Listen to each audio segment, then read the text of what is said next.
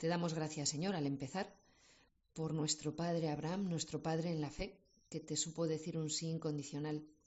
Y ojalá nos ayude a hacer a nosotros lo mismo, a decirte que sí, a dejarnos llevar y traer, a salir de nuestros propios límites de confort, de nuestros egoísmos, nuestros pecados, y levantar la mirada siempre hacia ti.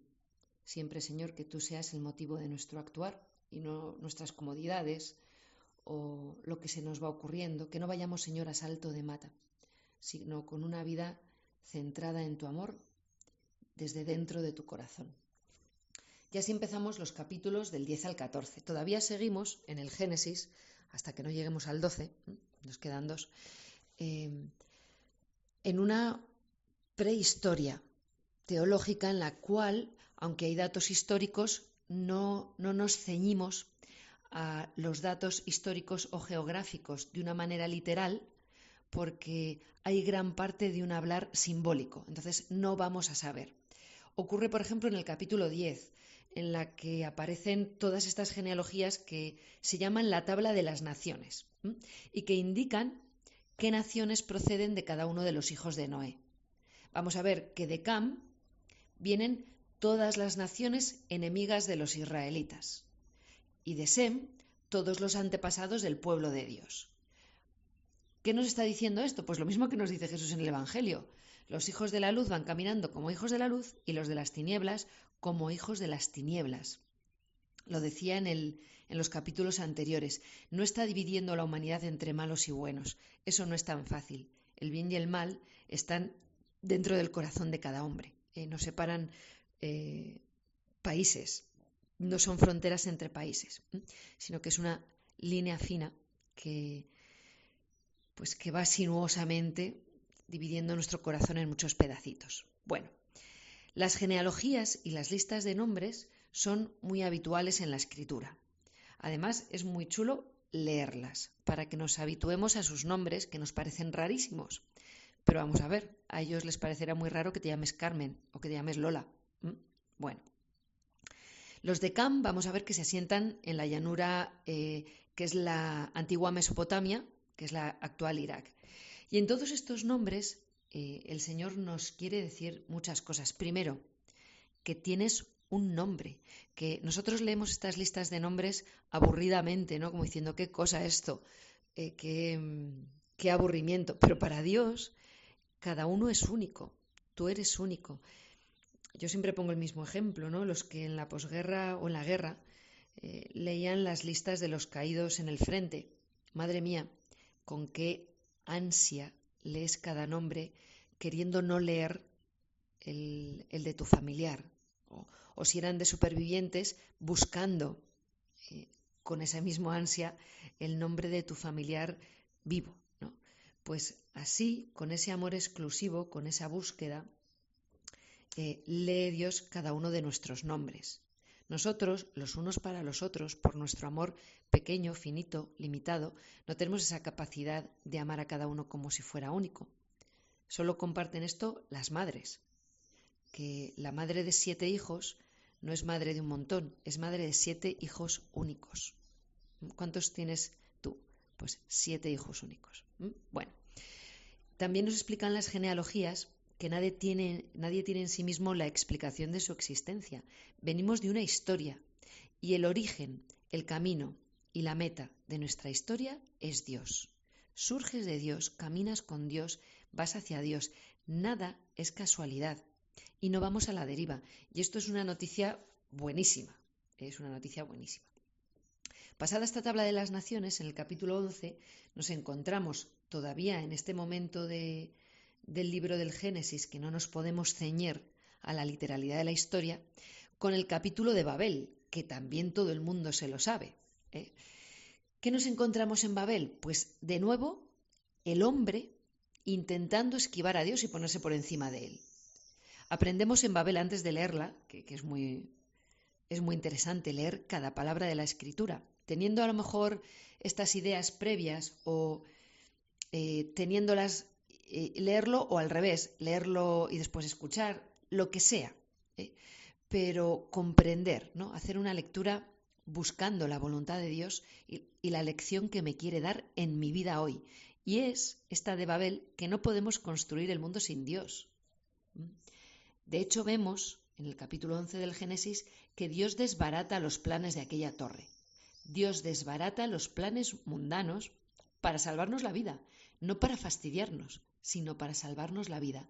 Babel, que es Babilonia, significa confusión. Y la confusión no es un deseo de Dios. La confusión es consecuencia de la soberbia y de la ambición de los hombres. Dice el texto que todos los hombres hablaban el mismo lenguaje y decimos, ¡ay, qué bonito!, ¿no? ¡Qué bucólico! Todos los hombres pudiendo comprenderse. No nos engañemos. Hay una complicidad para el mal que también utiliza el mismo idioma.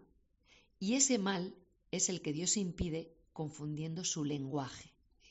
Los camellos y los drogadictos hablan todos el mismo lenguaje y se entienden y tienen su jerga, ¿no? O los políticos corruptos o los terroristas forman un equipo súper coordinado, con su jerga también.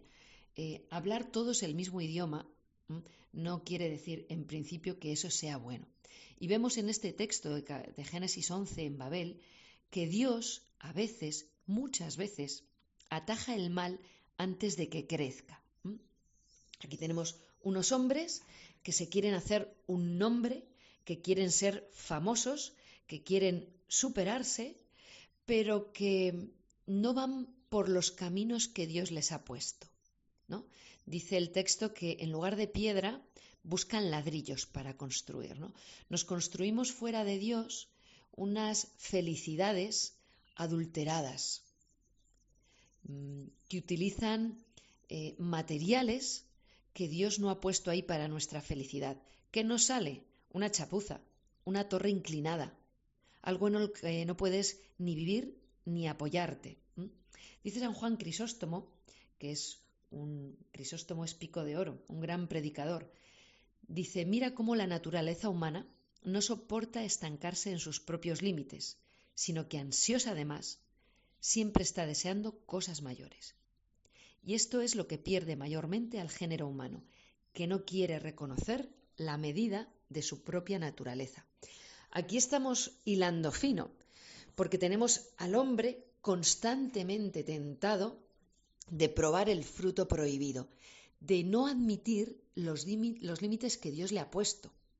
Vamos a ver, superarse es una cosa buena, el afán de superación es una cosa buena, espiritualmente, materialmente, intelectualmente, pero aquí estamos enfrentando dos categorías distintas, el afán de superación por un lado y la soberbia por otro. Es una gran necedad que el hombre no conozca sus límites y que no los reconozca, porque si no conoces tus límites, entras en el campo de la... Si piensas que puedes volar y te tiras de un 8º piso, porque no aceptas tus límites, pues te estampanas y te matas. Eso es muy distinto de estudiar la naturaleza, comprender los mecanismos que Dios ha inscrito en ella e imitarlos. Y entonces hacemos aviones que no van en contra de nuestros límites, ¿no? Que nos hacen reconocer que somos seres limitados que no pueden volar, pero en la inteligencia que Dios nos da para que la utilicemos, podemos imitar a la creación y volar, y volar. Bueno, aquí tenemos pues esta doble vertiente, ¿no? El afán de acción es bueno, el deseo de mejorar es bueno, agradecer lo que tengo es bueno. Estar ansiando siempre, y digo ansiar lo que no tengo, ya estamos hablando de otra cosa. Ese ansia no es buena. Bueno, pues así, Dios divide a estos hombres que, cegados por su afán de fama, de prestigio y de ser más, están construyendo una sociedad sin Dios. ¿Qué es lo que pasa? Pues que les confunde. ¿Por qué? Pues porque no solo están construyendo desde la avaricia, sino otro segundo aspecto muy importante de este texto, se están fortificando contra Dios. No solo están construyendo sin Dios, sino que utilizando ladrillos en lugar de piedra, utilizando sus propios medios en lugar de los medios que Dios les da, se están defendiendo contra Él. Están pensando, vamos a ver, si manda otro diluvio yo me subo aquí arriba y no me ahogo. Es decir, Dios no puede conmigo. Aquí no me pilla. Iluso, iluso. ¿Qué estás haciendo, no? Lo que están haciendo estos hombres, lo que hace la humanidad, es querer defender su propia maldad de la justicia de Dios. Es decir, yo quiero ser malo y que tú no puedas tocarme. No estamos hablando de unos hombres que arquitectónicamente quieren hacer una obra estupenda. Estamos hablando de una humanidad que quiere obrar mal premeditadamente y que no pase nada. Quiero matar y que no pase nada. Quiero jugar con la naturaleza, con el sueño, con los hijos, con la familia y que no pase nada. Quiero jugar con la vida, o quiero drogarme, o quiero beber, o quiero hacer el tonto en las relaciones y no amar de verdad y que no pase nada. Bueno, eso es mucho más que construir una torre. La torre es altura y el hombre quiere ponerse por encima de Dios. Cuenta el texto que Dios, contemplando esta obra del hombre, ¿no? Porque Dios siempre está contemplando al hombre y no desde lejos, sino desde al lado, ¿no? O digamos que desde los dos sitios, desde lejos, desde su infinitud y también desde el interior del propio hombre. Dice, venga, bajemos, en el versículo 7, ¿no? Y confundamos su lenguaje. Es muy importante este bajemos, porque si tú piensas que Dios es un Dios solitario, un ser, es este plural que es ese bajemos. En el Antiguo Testamento hay muchas prefiguraciones, muchas anticipaciones de la Santísima Trinidad que después Jesús explicará. Y entonces todos estos plurales y otros tantos adquieren su sentido. Claro, Dios es Trinidad, es familia, no es soledad. Y este bajemos prefigura a su vez, adelanta, explica. Contemplar este pasaje nos ayudará después a comprender el misterio de la redención, que San Ignacio en los ejercicios explica muy bonito, de una manera figurada, ¿no? Diciendo, está allí la Trinidad hablando y dicen, hagamos redención. Y entonces Dios se encarna y se hace hombre entre los hombres. Bien, Dios no nos ayuda desde lejos. Dios no firma una cosa por WhatsApp en ayuda del hombre. No, se encarna, pasa hambre, se deja crucificar, llora contigo. Te hace su hijo en el bautismo. Bien, pues los hombres dejan de entenderse. Al no entenderse, empiezan a tener miedo los unos de los otros. ¿Y esto por qué? El miedo entra por el pecado y por la desconfianza de Dios y por tanto también de los demás. Porque uno conoce su propio corazón y yo sé que quiero ser más que ese y tenerle debajo del zapato y que incline la cabeza como cuando me vea y quedar por encima de él y que se fastidie. ¿Y qué pasa? Que empiezan a pensar, claro, el otro también me quiere quitar a mí del medio, porque también quiere quedar por encima. Si yo quiero quedar por encima, el otro también querrá. Conocen sus propias intenciones torcidas, con lo cual no se pueden fiar de nadie. Porque cuando uno no se entiende con los demás y tiene el corazón así de retorcido, sabe que prevalece la ley del más fuerte. Entonces, si no soy el más fuerte, más vale que huya. Y empiezan a pensar mal de este, de aquel, del otro. Eso son las guerras. Ese es el miedo que nos hace enfrentarnos y que no entró en el mundo hasta que no entró el pecado, que vimos en el capítulo 3. ¿Qué pasa con Dios? Dios favorece esta incomprensión para que se dispersen, porque así dispersados no aumenta su maldad, no aumenta su capacidad de hacer daño. Pierden la capacidad de unirse para hacer daño, porque los hombres unidos son capaces de hacer un bien mayor que si no están unidos, pero también son capaces de hacer un mal mayor. Luego Dios los está dispersando por su propio bien. Querían, además, ser famosos. ¿Qué es ser famoso? Pues que todo el mundo conozca y recuerde mi nombre y mi poder. Bueno, ¿qué hay que hacer realmente para ser famoso? Pues ser bueno y ser generoso y ayudar y servir y querer a los demás. A todos nos ocurre que cuando te dicen, a ver, dime el nombre de 4 premios Nobel, ¿vale? Dime 4 personas que hayan recibido el premio Nobel, de la paz o de lo que tú quieras. Bueno, pues hay quien sabría decir 4, poca gente, 3, casi nadie, ¿no? 2, puede que eso alguno, porque tengas alguna, no sé, algo que te gusta mucho, algún... Uno, yo creo que mucha gente podría decir que a la Madre Teresa de Calcuta le dieron el Premio Nobel de la Paz, pero así, así de poco. Pero que te pregunten el nombre de tus profesores. ¿Te acuerdas de tu profe del parvulario? ¿Te acuerdas de tus profesores de EGB? De tu seño. ¿Te acuerdas también de los del instituto? A lo mejor menos, pero te acuerdas del que te ayudó, del que de verdad tenía vocación de profesor. ¿Te acuerdas del profesor que te ayudó cuando te metió en su despacho y te preguntó qué es lo que te pasa? Nosotros teníamos en medicina un compañero eh, que estudiaba día y noche, día y noche, día y noche. No dormía, dormía 1 hora, 2. Era el único de toda la clase que suspendía absolutamente todas. Y además, en la facultad de medicina, si no, bueno, supongo en todas, si no apruebas al menos una, vas a la calle. ¿Ves? El decano de la facultad se lo llevó al despacho y le dijo, mira, te impongo por obligación que duermas 5 horas diarias, como mínimo, de ahí en adelante. Y este chico mejoró al dormir más, al descansar, al sentir el apoyo de un decano que se interesa por ti y por la persona. Pues empezó a estudiar habiendo descansado y luego sacaba muy buenas notas. Pues no creo que a este chico se le olvide el nombre de ese profesor, que le dijo, ven aquí, ¿qué te pasa? ¿No? ¿Premios Nobel? Pues no te acuerdas de 1, de 2, de 3 profesores. ¿Por qué? Porque la manera de ser importante no es que el mundo públicamente, que salgas en los periódicos sino que ames y que ayudes. Los tesoros que tenemos en el cielo son los que no pasan. ¿Qué consigue, sin embargo, la vanidad, la soberbia, la vanagloria y la búsqueda de prestigio? Pues eso desemboca en la perdición, en la muerte, en la soledad.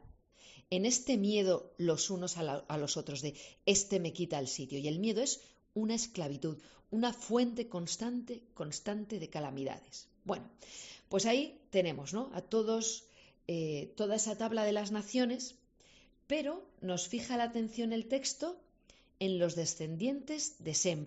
Vamos a fijarnos no en todos los caminos, nos dice la Biblia, sino en el camino que lleva a la salvación.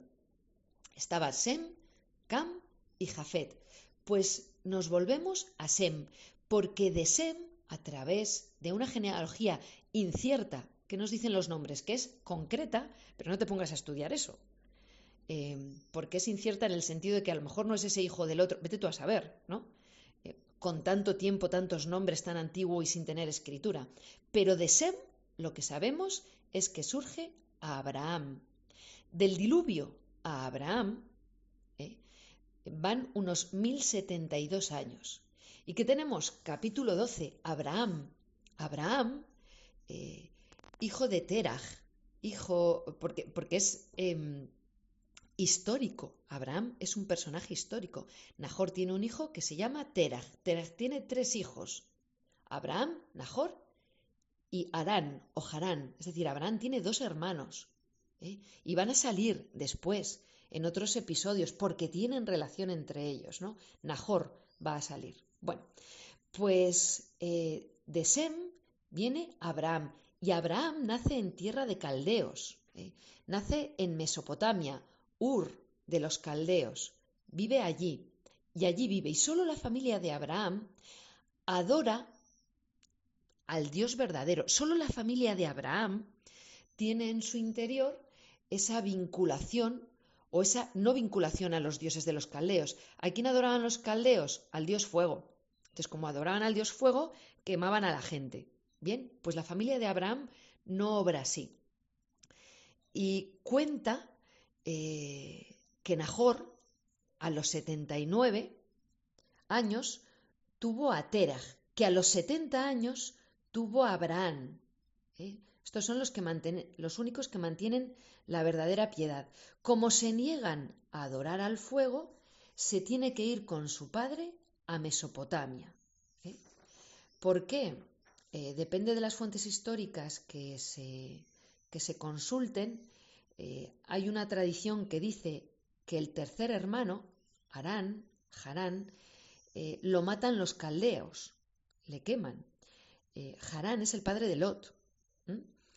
Y al ver que ocurre eso, Teraj con sus otros hijos, Abraham y Nahor, se marchan a Harán, emigran. Son pueblos seminómadas, tampoco es extraño, van hacia el noroeste.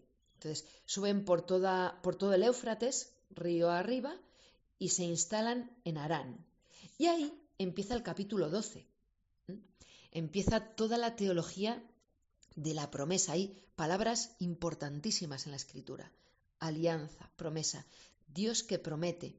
Nos vamos a encontrar que el Nuevo Testamento es el cumplimiento de todas las promesas hechas por Dios, su cumplimiento en Cristo. ¿Qué promete? ¿Qué vamos a ver ahora en el capítulo 12? Pues a estos que van de acá para allá, que no sabemos lo que es no tener tierra ni casa, les promete dos cosas, una descendencia y una tierra. La descendencia, esa doble promesa, la descendencia, los hijos, son la vida, son tu seguridad, son tu familia, tu tribu, tu pertenecer a alguien, tu ser amado y poder amar. Es una promesa que va mucho más allá de tener hijos. Qué pena vivir en una sociedad que se niega a tener hijos. Qué pena. Qué desnaturalización de lo que el hombre es. Y la otra promesa es la tierra. No sabemos lo que significa una tierra propia cuando vives en un lugar hostil, donde los caldeos han matado a tu hermano. Bueno, pues Dios promete cosas. No prometía cosas, promete. Porque no estaba vivo antes y ahora no, sigue estando vivo. Y Dios llamó a Abraham en el capítulo 12, sal de tu tierra, pero sigue llamando. No es fácil quizá escucharle, pero sigue llamando. El Señor dijo a Abraham, dice el versículo 1 del capítulo 14, sal de tu tierra y vete al lugar que yo te mostraré. Sal de tu tierra. Hay hombres llamados por Dios que como han guardado en su corazón la ley natural, han mantenido en su corazón el bien, aunque no sepan mucho de Dios, tienen facilidad para escucharle y para obedecerle. Abraham no tiene 2000 años de iglesia, santos, la Virgen, los sacramentos, y sin embargo escucha a Dios. Y ahora tenemos la dificultad de nuestra soberbia para escucharle. Yo no necesito a Dios, yo no creo en Dios. El hombre es un ser religioso por naturaleza. El hombre actual, el hombre moderno, el hombre que se confiesa ateo y que rechaza a Dios es un hombre desnaturalizado. Todos los hombres de todos los tiempos creyeron en Dios aunque se confundieran de Dios. Aunque se confundieran. Y todos los hombres de todos los tiempos asumían que los demás hombres tenían dioses. La existencia de Dios, la tengas más acertada o menos acertada, forma parte del ADN del hombre, de su ser hombre, de su ser natural. En Altamira no pintaban búfalos porque se aburrieran o porque un día llovía. Eran ceremonias religiosas. Desde que el hombre es hombre, desde que es consciente de que es hombre, es distinto. Los demás animales no entierran a sus difuntos. El hombre sí. No hacen estelas funerarias. El hombre sí. No hacen rituales religiosos. El hombre sí. Desde muy al principio, desde que éramos cejijuntos e íbamos vestidos con pieles y hacíamos fuego con 2 piedras. El hombre, ese hombre, era religioso. Y todos los demás hombres de todos los tiempos también. ¿Cuándo deja de ser el hombre religioso? Cuando se pone en el centro. Es la soberbia y no la inteligencia lo que nos aleja de Dios y hace que el hombre ya nazca sin ser religioso. Pues bien, a Abraham, hombre religioso, le dice, sal de tu tierra y vete al lugar que yo te mostraré. Sal de tu tierra. Hay 2 interpretaciones de esta salida. 2 interpretaciones fundamentales o importantes. Una, la literal, verdadera. Sal de tu tierra, que ya no es Ur de los caldeos. Ya no está con los caldeos. Está en Aram, con su padre, con su mujer Sara, que es su sobrina, hija del hermano al que han matado. Y como estas tribus se cuidaban unos a otros, pues para que la chica no se quede sola y huérfana y sin nada, la toma como mujer, a Sara, a Sarai. Y se queda también con su sobrino Lot, que eso lo llevará, que ya lo veremos más adelante en los siguientes capítulos. Bueno, sal de esta tierra incómoda con gente mala y que te quiere matar y vete a otro lugar donde estés mejor. Eso está bien, son tribus seminómadas, comprensible, vete a otro sitio donde estés mejor.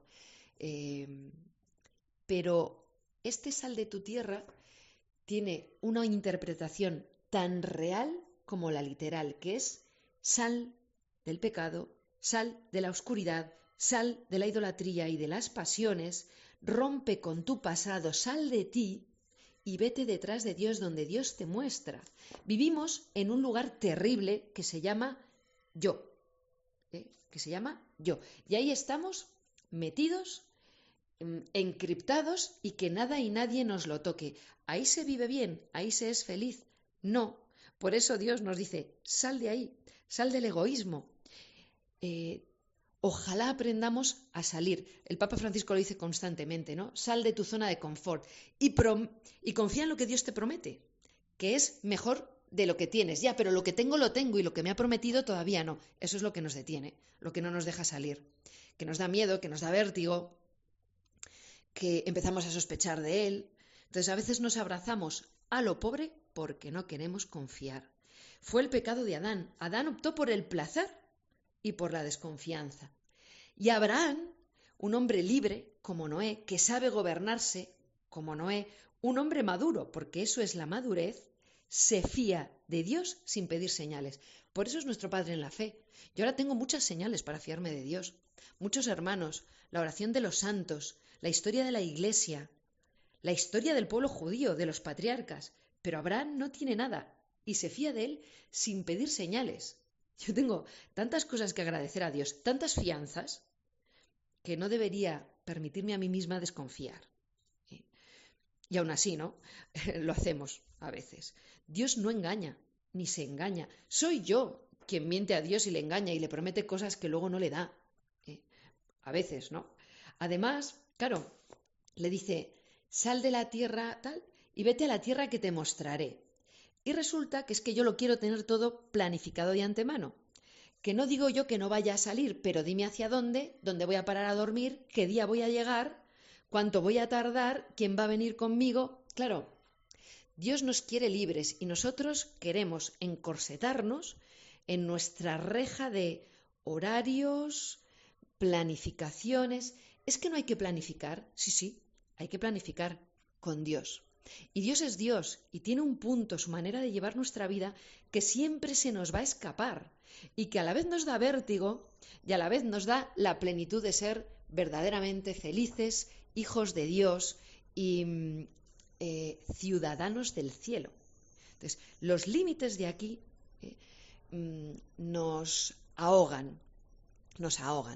Entonces, nos engañamos a nosotros mismos luchando con nuestra inteligencia por ser más, por saber más, por tentar a la naturaleza y modificarla.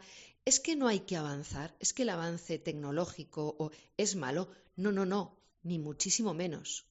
Pero cuando se mezcla con la falta de respeto a la naturaleza tal y como Dios nos la ha regalado, estamos jugando con nosotros mismos. Nos estamos suicidando. Nos estamos suicidando.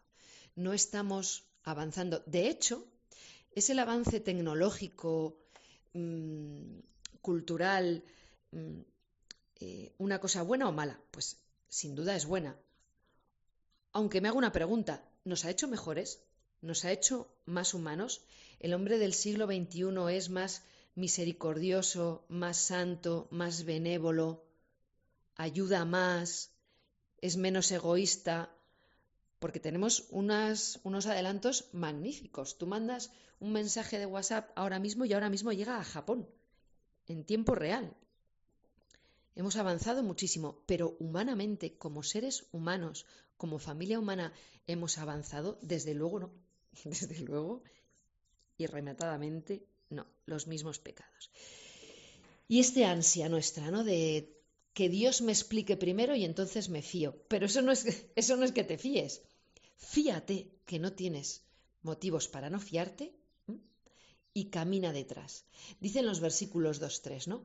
Sé tú una bendición. Eres elegido. Yo te he elegido y haré de ti un gran pueblo. Un gran pueblo no quiere decir que sea grandísimo, numeroso, que lo es, sino noble. Tú cuando dices, es una gran persona, no es que sea una persona tamaño armario, 2 metros por 2 metros, sino una persona de una grandeza interior. De hecho, el pueblo que viene de Abraham realmente es famoso y es un pueblo conocido y es bendecido y es grande, es admirado. Los de Babel querían un gran nombre y dan la espalda a Dios. Abraham tiene un gran nombre, somos hijos de Abraham, la Iglesia Católica es hija de Abraham en la fe, porque él dijo sí a Dios el primero.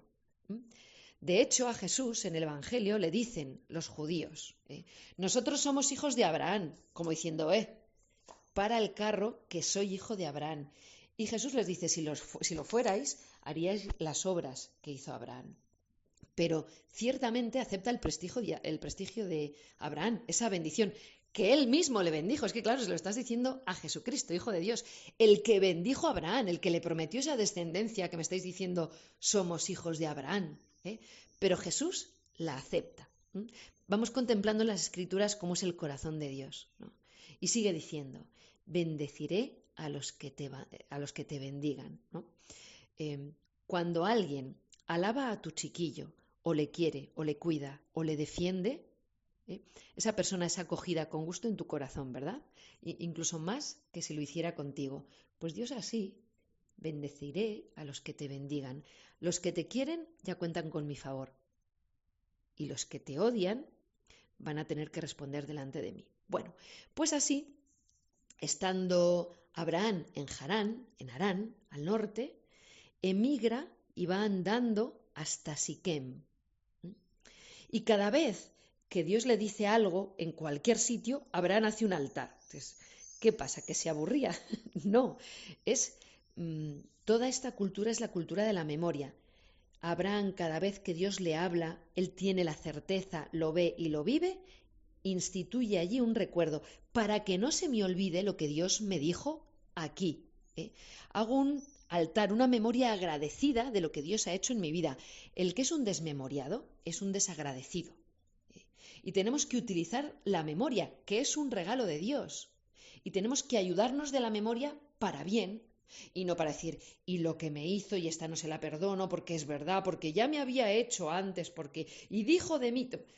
Utilizamos la memoria para eso, para almacenar basura. Y Dios nos ha dado la memoria para que nos ayudemos de ella para bien y que nos acordemos del Señor. Y tenemos que utilizarla y rezar el Vía Crucis o tener una estampa, una cruz en la habitación, tener la Biblia en la mesilla y darle un beso, o tener amigos que nos dicen, oye, que te mando esta oración que he encontrado, ahora todo el mundo te manda 10 minutos con Jesús y cosas de esas, pues eso es medios que te ayuden a poner tu memoria en la obra de Dios en tu vida y en la sociedad, que te ayuden a recordar que Dios está aquí, que siempre ha estado, que está contigo, ¿no? Pues allá que se fue Abraham, ¿no? De acá para allá, tal y como le había dicho el Señor, sin exigirle nada, sin objeciones, sin enmendarle la plana, sin complicaciones, pues como hizo Noé, como hizo San José. San José hizo así. La cosa es, ¿y por qué nosotros nos complicamos tanto la vida? ¿Por qué no hacemos sin más lo que Dios nos pide y como nos lo dice a través de la Iglesia? Sino que nada, todo pegas, que sí, que no, que es que yo creo. ¿Por qué no obedecemos con más sencillez y ya está? Pues buena pregunta, ¿no? Ya iba andando Abraham por acampadas, porque Dios podía ponerle alas o chascar los dedos que no tiene y que aparezca en otro sitio, cogerle de los pelos como al profeta Daniel y llevarlo de acá para allá. No le lleva volando, sino que se adapta a su paso y convierte el camino en un regalo. El camino, con sus dificultades, es un regalo. Y Abraham va a estar siempre en camino. Es un regalo de amistad mutua. Es un regalo de familia. Va creciendo la familia de Abraham. Él se va con Lot, se va con su mujer. Eh, el camino es un regalo en sí mismo, no solo la meta. Es muy bonito cuando haces el Camino de Santiago y te pegas andando un mes, kilómetro a kilómetro, paso a paso. Cuando estás llegando a la Plaza del Obradoiro, el corazón se te sale del pecho. Y cuando llegas allí, la gente llora y entra emocionada. Qué distinto de cojo el coche, me presento en Santiago de Compostela, aparco y llego a la Plaza del Obradoiro. No tiene nada que ver. No tiene nada que ver. Bueno, pues el camino es un regalo de enseñanza, un regalo de madurez, un regalo de familia, un regalo de amor, de compañía, de Dios con nosotros, de comunidad. ¿Qué pasa? Que llega a la tierra prometida, que llega a Siquem, pero hay una hambruna, cuenta la Biblia, ¿no? Hay una época mala y se va a Egipto. Se va a Egipto, se va con su familia a Egipto. La hambruna es una cosa mala, pero resulta que tenemos que aprender, la Escritura nos lo dice constantemente y lo tenemos que aprender cada día, porque nos cuesta, y nos cuesta mucho, que el mal lo incluye Dios en su designio providente, que nada se le escapa. Cuando te pase una cosa mala, acuérdate. Y cuando me pase a mí, recuérdamelo.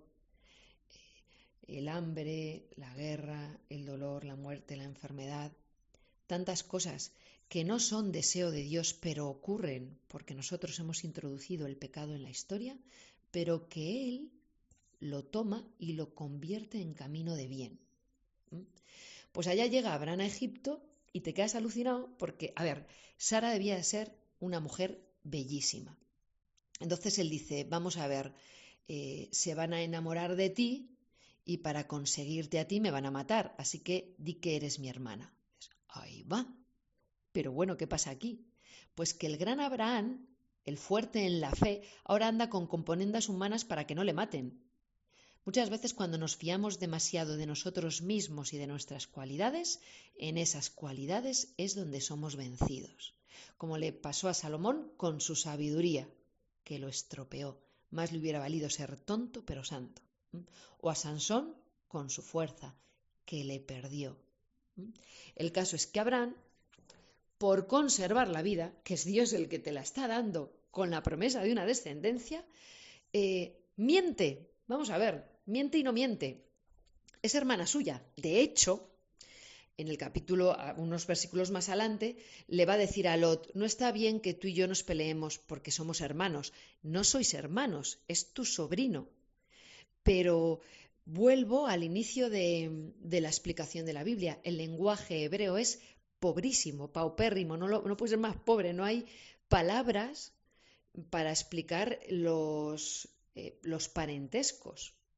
Igual que no hay superlativos y lo mismo que no hay diminutivos y tantas otras cosas. Es más, es un lenguaje que está escrito sin vocales. Y cuando lo leemos, tuvieron que ponerlas para que podamos entenderlo. Y Dios cuenta con esa pobreza para hablarnos. Dios siempre enamorado de los medios pobres, ¿no? Pues aquí tenemos a Abraham que dice, di que eres mi hermana. Y equilicua, pues el faraón se enamora de la belleza y manda llamar a Sara. Y le toca a Dios hacer de marido de Sara. Le envía una enfermedad o algo así, Dios cuidando del matrimonio de Abraham y Sara. El matrimonio es sagrado desde antes del sacramento. Dios bendice la unión del hombre y la mujer desde el inicio de la creación, como fuente de la familia, como lugar de expresión del amor, como sitio donde el único sitio donde un niño tendría que venir, en el seno de una familia en la que sus padres se aman. Dios, a través de la familia, del amor de los esposos, nos indica cómo construir nuestra sociedad. Y lo que va en contra de la familia va en contra de Dios. Y va en contra del propio hombre, evidentemente. Por eso va en contra de Dios. Pues aquí es Dios quien protege a Sara de que el faraón la toque. Y es muy curioso porque faraón habla con, esto va a pasar 2 veces, con Abraham y le dice, a ver, es tu hermana, ¿por qué me has dicho que era tu mujer? Si llego a estar con ella, los dioses me hubieran castigado. Y dices, uy, qué curioso. Si Dios todavía no se ha manifestado a Abraham, si no sabemos su nombre, que se lo dirá a Moisés, ¿no? ¿Por qué dice los dioses me castigarán? Pues porque el hombre natural, de manera natural, cuando deja que la ley natural que Dios ha puesto en su corazón le dicte las normas, se aproxima mucho más al ser de Dios que el hombre que no tiene fe. Y valora las cosas que Dios valora. Por ejemplo, el matrimonio está más valorado en esta sociedad, en la Mesopotamia y el Egipto de hace 1500 años, más valorado el matrimonio y la fidelidad en el matrimonio que la propia vida. Porque Faraón hubiera matado a Abraham para quedarse con su mujer y no hubiera tenido miedo, pero acostarse con su mujer estando el marido vivo, él dice, me hubieran castigado los dioses. Luego hay un sentir en el interior del hombre, en su conciencia natural, dictado por la ley natural, que valora enormemente, muchísimo, la fidelidad entre los esposos. Esto es importante porque el que lo dice no es el judío, es el egipcio. El caso es que le dice, anda, vete con tu mujer, largaos de aquí, y se van. En el versículo 17 y siguientes, Abraham, Lot, toda la familia salen de Egipto. Es un hombre mayor, lleva siendo mayor desde el principio, tenía 75 años cuando Dios le llama. Ha bajado a Egipto porque había hambre, como hombre pobre, y vuelve, dice el capítulo 13, muy rico. De Lot va a decir que tenía mucho oro, mucha plata y mucho ganado, pero no que es muy rico. ¿Qué es entonces eso de que es muy rico? Pues que tiene otra riqueza, su sabiduría, su conocimiento de Dios. Tiene lo que necesita, no ansía más. Tiene a su mujer, a la que quiere y respeta. Y muchas veces Dios le va a decir, lo veremos en los siguientes capítulos, haz lo que te diga Sara. Va humillado porque él la ha vendido y ahora ella sigue con él. Ha tenido Dios que defender a su mujer. Entonces, vuelve pobre de espíritu y esa es su riqueza.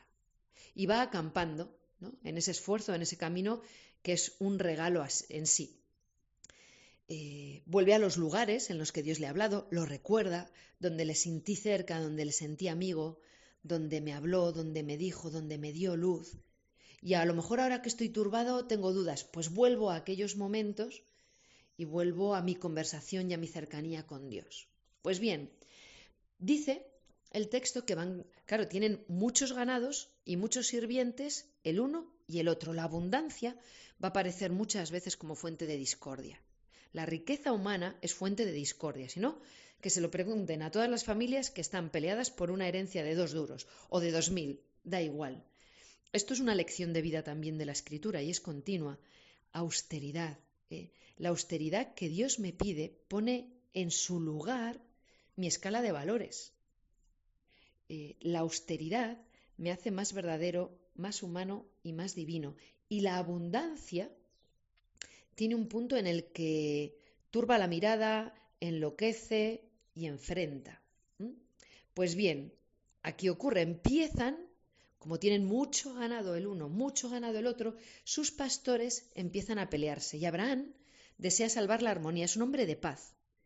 Así que, teniendo mayor autoridad, porque él es el patriarca, él es el que ha adoptado a Lot porque Lot se ha quedado huérfano, el que se lo ha llevado para que no lo mataran los caldeos, pues al sur de la tierra prometida le dice, ven, sobrino, no está bien que tú y yo nos peleemos porque somos hermanos, vamos a separarnos. Mira y elige hacia dónde quieres ir y al sitio donde vayas no iré yo. Impresionante Abraham, o sea, de una elegancia, la santidad y la elegancia están relacionadas. Abraham quiere salvar la armonía, por un lado, pero luego veremos que no es porque sea cobarde, sino porque es sabio y quiere prevenir el mal antes de que el mal explote, ¿no?, antes de que haya un enfrentamiento franco entre ellos. Y por otro lado tiene esa elegancia de, siendo él el que tiene la autoridad y el derecho a elegir, le dice a su sobrino, elige tú, elige tú. La virtud siempre se humilla y pone al otro por delante, así como la iniquidad se ensoberbece y busca quedarse con lo mejor y dejar al otro lo peor, la virtud se humilla y pone al otro delante. Bueno, pues Lot mira y hacia la derecha está toda la vega fértil del Jordán y hacia la izquierda desierto con el mar Mediterráneo haciendo la playa del Mediterráneo allí, ¿no? Que en la playa no puede uno sembrar zanahorias ni alcachofas. Entonces ve toda la zona verde y bella y que allí trabajando poco adelantas mucho y se queda con la zona del Jordán, con la vega fértil. Elige lo más cómodo, lo más fácil, lo más rico, lo más bello, lo mejor. Ese es Lot. Gran lección, gran lección. ¿Por qué eliges? ¿Cuál es lo que a ti te motiva en tus elecciones? ¿Eliges lo placentero o lo aparente? ¿O eliges según criterios de bondad, de honradez, de rectitud y de santidad?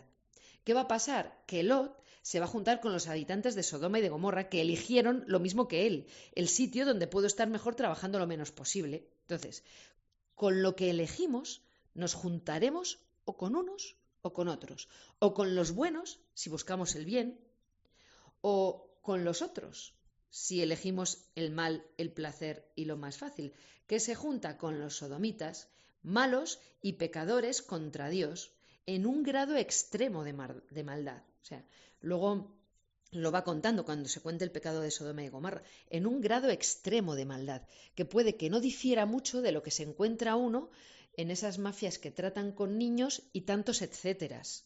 Y tantos etcéteras que clamamos al cielo diciendo, ¿cómo permites esto? ¿Cómo permites esto? Pues porque te he puesto ahí para no... Pero ya te he dicho que eso no se hace. Pero si Dios envía fuego y azufre, decimos, Ale, ¿cómo te pasas? ¿No? Pobre Dios. Bueno, pues Lot elige la vega fértil y Abraham se establece en Hebrón. A Dios le conmueve la humildad de su amigo.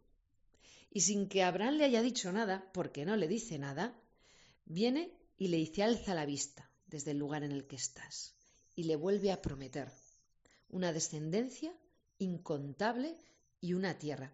A Dios no te lo ganas a fuerza de méritos, de lo bueno que eres, de lo bien que haces las cosas y lo cumplidor. A Dios te lo ganas por la bondad y también por el sufrimiento. Entonces, en este caso, Abraham ha sido generoso. De verdad le ha dicho a su sobrino, escoge lo que quieras. El sobrino ha escogido evidentemente lo mejor. Y Abraham no le dice, joder, pues como eres, pues tal, y se va diciendo, qué tonto he sido, porque eso nos pasa muchas veces. Como no estamos afincados verdaderamente en el bien, obramos el bien y nos sentimos tontos, el pringadete, ¿no? Porque no estamos asentados en el bien. Bien. Pues a Dios te lo ganas por la bondad, que es la verdadera sabiduría. Lot nos está mostrando aquí a dónde lleva la sabiduría mundana, a ganar aparentemente, a elegir según esos criterios. Y Abraham nos está enseñando a elegir según la sabiduría divina. Entonces Dios le dice, alza la vista desde el lugar en el que estás. No hay palabra en la Sagrada Escritura, podríamos estar...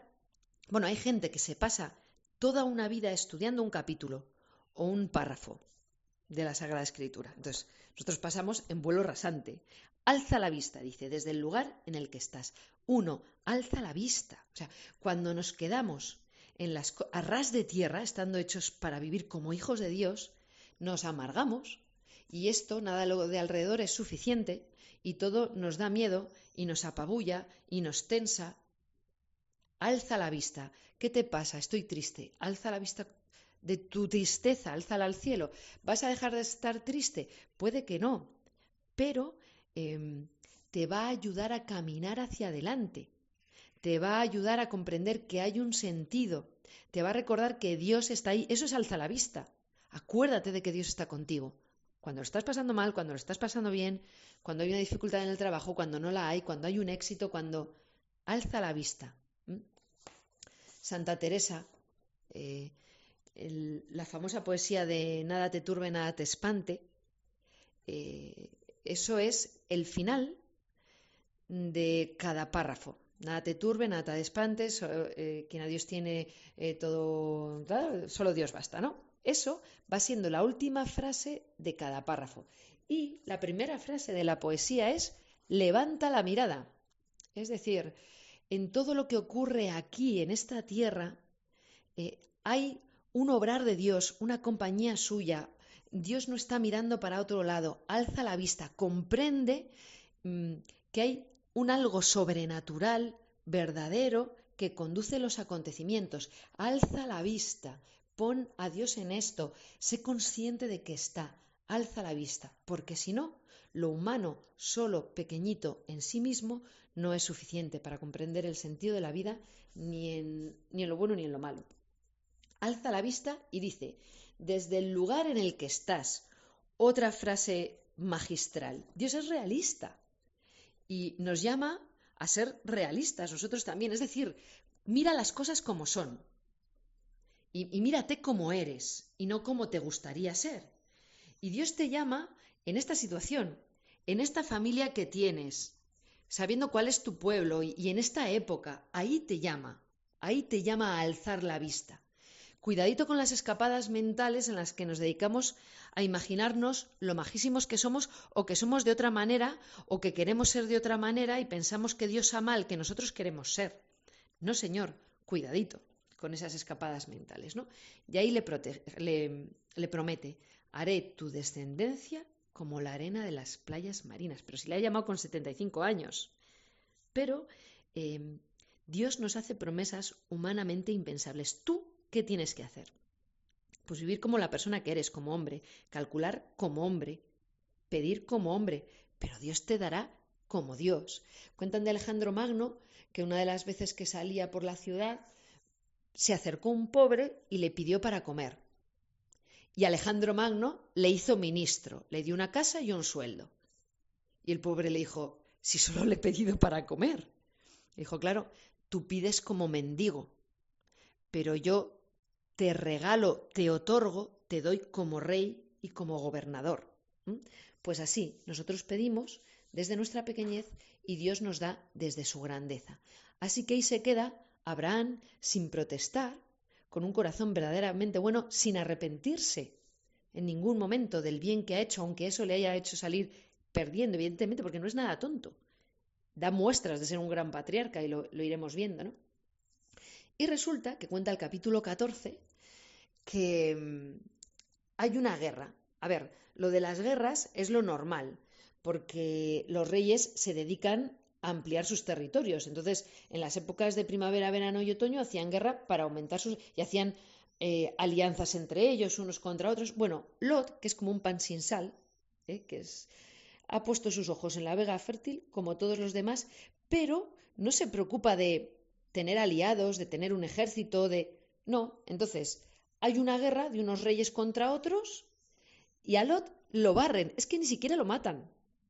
Ellos luchan unos contra otros, pero a él ni siquiera lo reclutan, nada. Y se va, se lo llevan, es capturado. Se lo dicen a Abraham, porque Abraham no se ha desentendido de Lot. Lot se ha desentendido de su tío, pero su tío no se ha desentendido de él. Se lo dicen a Abraham y Abraham, hombre de paz, se va a buscarlo. Busca 318 hombres, dice. ¿Por qué 318? Porque los cuenta. Porque no son... la importancia no es el número, sino quiénes son. Hombres, dice, de su casa, que son como él. De esos cuyas riquezas son divinas, los que no juzgan por apariencias, los que son humildes, los que dan sin esperar a cambio, los que confían en Dios, los que no abandonan a uno de su casa. Entonces, Abraham, que es un gran patriarca, que tiene informadores, coge a esos hombres y se va a hacer la guerra. Se juntan todos los ejércitos contra él y gana. Abraham hemos visto que evitaba los conflictos, pero lo hacía por amor. Por miedo no. Por amor evita el conflicto y por amor va a la guerra. Y recupera las personas y las riquezas. Todo. Y aquí hay unos versículos importantísimos. Aparece una persona que es Melquisedec. Abraham vuelve con todos, con el botín, con sus hombres, y aparece Melquisedec, rey de Salem. Salem es Jerusalén. Un hombre del que no se ha hablado antes ni se va a hablar después, sin padre, sin procedencia, que es sacerdote, cuando resulta que todavía no hemos llegado al Levítico, no existen los hijos de Leví, no existe el sacerdocio, no está instaurado. ¿Quién es este hombre? Pues es muy importante. De hecho, celebramos la Santa Misa según el rito de Melquisedec, y Jesucristo, dice la carta a los Hebreos, es sacerdote según el rito de Melquisedec. ¿Quién es Melquisedec? ¿Quién es este hombre misterioso? Es figura, es anticipación de David, el rey de Jerusalén, el rey que adora al Dios verdadero. Y David es figura de Cristo, rey de paz. Salem es paz, rey de paz. ¿Quién es el príncipe de la paz? Jesucristo. Entonces, está aquí lanzando una pista, un anzuelo, un cohete, este Melquisedec al rey David y a Jesucristo mismo. De hecho, sabemos que es importante por eso, porque la propia Escritura nos lo explica. ¿Y por qué más? Pues porque Abraham vuelve victorioso, es un tipo respetado. Ha vencido a los que vencieron a los 5 ejércitos. Y cuando aparece Melquisedec, Abraham le entrega el diezmo. ¿Qué es eso? El diezmo se entrega a Dios. El diezmo es lo que tú das a Dios de tus ganancias, que los cristianos tenemos también como costumbre, ¿no? Le damos a los pobres, ¿por qué? Porque lo que hicisteis con uno de esos, a mí me lo hicisteis. El diezmo se entrega a Dios. Luego, ese personaje no es un rey, sin más, que además no consta en los datos históricos de ningún sitio. ¿Y ese rey qué le da a Abraham? Le da pan y vino. Pan y vino. Esto es como 2000 años antes de Cristo. Y de ahí nuestra Eucaristía, de ahí el sacerdocio de Cristo, que no es según Leví, sino según el rito de Melquisedec. Melquisedec le recuerda a Abraham que su victoria la ha recibido de Dios. Y Abraham le da el diezmo. Y termina el capítulo contando que Abraham no se queda con nada del botín. Su objetivo era rescatar a su sobrino. Sobrino rescatado, misión de nobleza cumplida. Yo no quiero cosas. Es más rico, no el que más tiene, y Abraham tiene, sino el que se conforma con lo que tiene. Abraham es rico por su trabajo, por su honradez y por su justicia. Y nosotros seguimos yendo al Mercadona sin hacer la lista y pones el carro hasta arriba. Y nos aferramos a los regalos. Lo único que acoge a Abraham de todas esas riquezas es el sueldo de los que han luchado con él. Nada más. Abraham, el hombre rico porque es libre. Rico porque es libre. Gloria al Padre y al Hijo y al Espíritu Santo, como era en el principio, ahora y siempre, por los siglos de los siglos. Amén.